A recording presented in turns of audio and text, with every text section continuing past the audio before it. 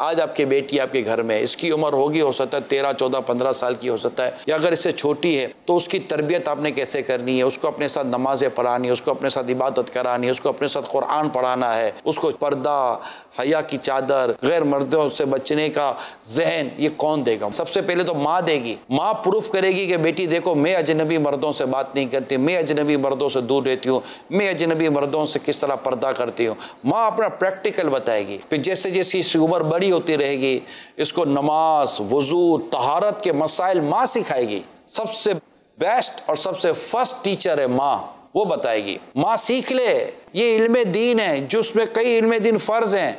अल्लाह ने आपको औलाद दी है, इस औलाद को कब खाना खिलाना था, पानी पिलाना था, दूध पिलाना था, कब नरम ग़िज़ा देनी थी, सख्त ग़िज़ा देनी थी, ये सब सीखा।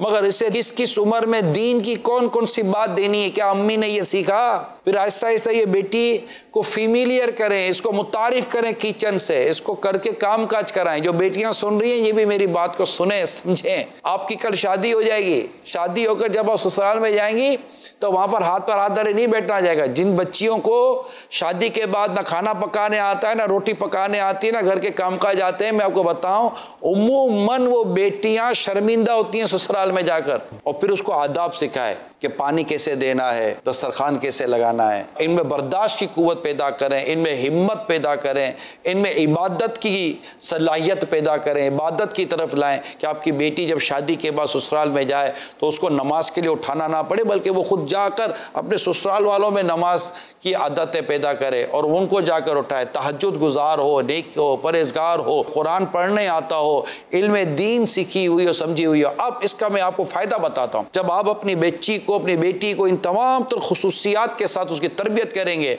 अब जब वो ससुराल जाएगी तो वहाँ जाने के बाद अव्वल तो उसके शोहर पर, उसके दीगर घर वालों पर इंशाल्लाह एक अच्छा असर छोड़ेगी, क्योंकि वो बर्दाश्त वाली होगी, सब्र वाली होगी, हिम्मत वाली होगी, और वो काम करके प्रूफ करेगी कि मैं एक अच्छी तरबियत लेकर अपने वालिदैन के घर से आई हूँ। अब जब उसके यहाँ औलाद होगी तो उसको अपनी तरबियत पता होगी कि मुझे मेरे वालिदैन ने कैसी तरबियत की थी, मेरे माँ बाप ने मुझे कब किस उम्र में क्या क्या सिखाया था, क्या क्या बताया था। जो भी बेटियां सुन रही हैं, मैं इनसे भी अर्ज़ करता हूं कि बेटा घर गृहस्थी पर ध्यान दें। बिफोर मैरिड यानी शादी से पहले पहले इस पोजीशन में आ जाएं कि गोया कि जिस घर में आप रह रही हैं उस घर को गोया कि आपने संभाल लिया है।